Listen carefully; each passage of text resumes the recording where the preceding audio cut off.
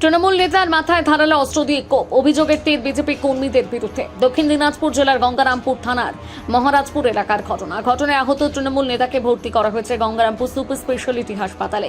জানা গিয়েছে আহত তৃণমূল নেতার নাম পরেশ বসাক। তিনি ৩-২ বেলবাড়ি গ্রাম পঞ্চায়েত এলাকায় স্থানীয় তৃণমূল নেতা। ভোটের গণনার দিনে তৃণমূলের ওই নেতাকে দেখতে পেয়ে মাথায় ধারালো অস্ত্র দিয়ে কিছু যুবক আঘাত করে বলে অভিযোগ। রক্তাক্ত অবস্থায় তৃণমূল নেতাকে গঙ্গারামপুর সুপার স্পেশালিটি হাসপাতালে ভর্তি করা হয়। বর্তমানে সেখানে চলছে তার চিকিৎসা। তৃণমূলের অভিযোগ বিজেপির কর্মীরা হামলা করেছেন।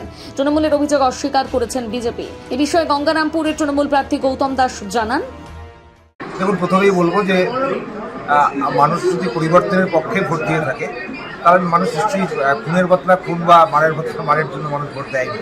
যদি সত্যিই বাংলার মানুষ মনে করে থাকে যে মমতা বন্দ্যোপাধ্যায়ের সরকারে থেকে মমতা বন্দ্যোপাধ্যায়ের দলের লোকজন মানুষের উপর অন্যায় করেছে, অত্যাচার করেছে, তাহলে আজকে যারা ট্রেন্ড যা বলছে এখন পর্যন্ত যারা ক্ষমতায় আসছে তারা যদি একই ঘটনার প্রমাণ রাখে। আমি শুনেছি বেলবাড়ি ৩-২ সেখানে পরেশ সরকার বলে আমাদের একজন দলের নেতা, তার উপর হামলা হয়েছে, তার গলায় বুকে ধারালো অস্ত্র দিয়ে আঘাত হয়েছে, হসপিটালে মরণাপন্ন, হাসপাতালে ভর্তি আছে।